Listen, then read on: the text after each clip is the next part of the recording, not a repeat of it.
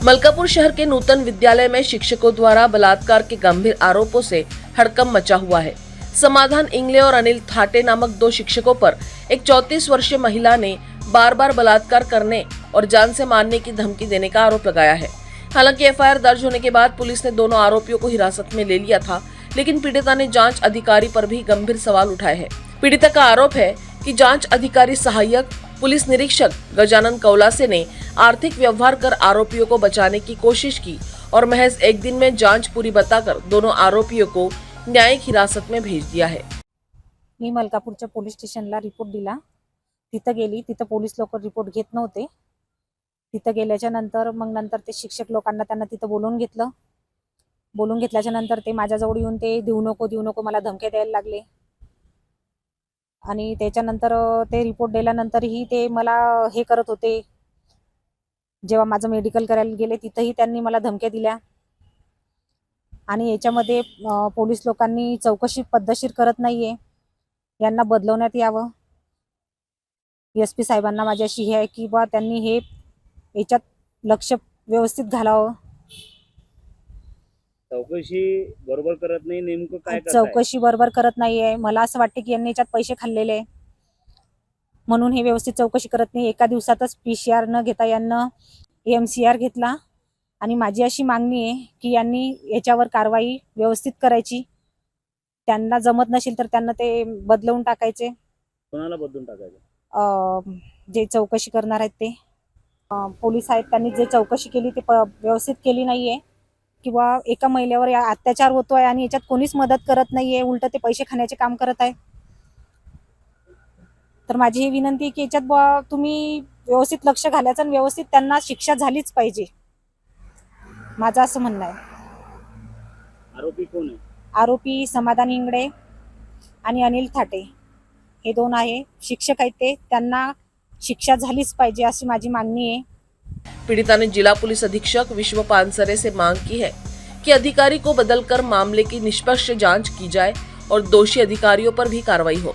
थानेदार गणेश गिरी पर भी लापरवाही और आरोपियों को बचाने का आरोप लगाया गया है, क्योंकि उन्होंने मीडिया को खुद बताया कि मात्र एक दिन में बलात्कार जैसे गंभीर मामले की जांच पूरी कर दी गई।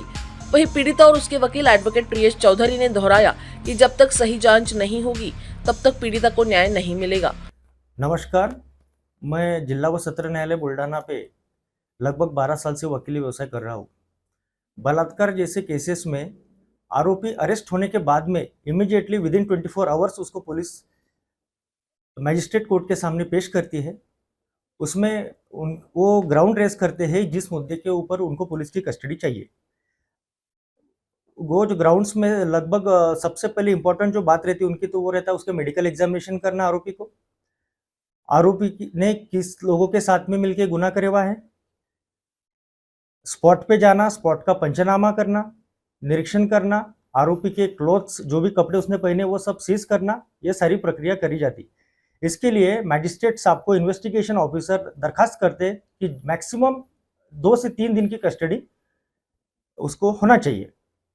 केस के ऊपर डिपेंड रहता है कि मैजिस्ट्रेट साहब देखते हैं, फाइल देखते हैं, उसके बाद में डिसीजन देते कि उसमें कस्टडी की आवश्यकता है या नहीं है।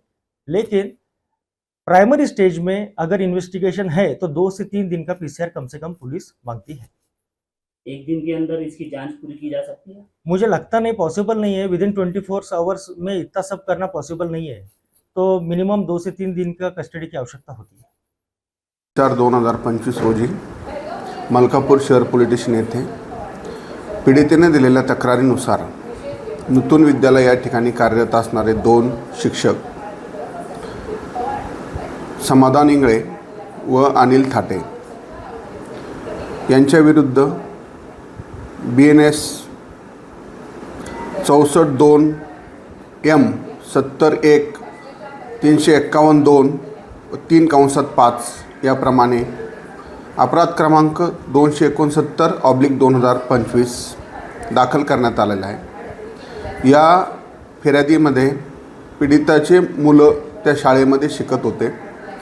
त्या मुलांना तुमच्या मुलांचा वर्गात 1 नंबर आणू, चांगले गुण मिळवून देऊ अशा प्रकारचं आमिष त्या फिर्यादीला देऊन त्यांच्यावर वेळोवेळी दिनांक 10/9/2024 ते 22/4/2025 पावेतो लैंगिक अत्याचार केल्याची पीडितेने फिर्याद दिली।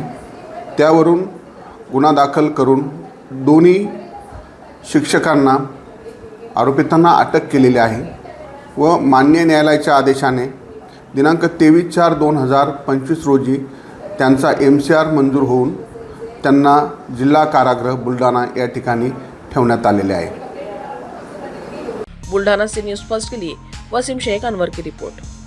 हमारा हर शब्द समाज की आवाज, हमारी हर पहल निष्पक्षता का कदम, आपकी हर समस्या में आपसे पहले दिखेंगे हम हैं न्यूज फर्स्ट। ईश्वर का सच, हमारा साहस और आपका विश्वास। सच, साहस और विश्वास। अगर आप ये वीडियो YouTube पर देख रहे हैं तो हमारे चैनल को सब्सक्राइब कर बेल आइकन दबाएं।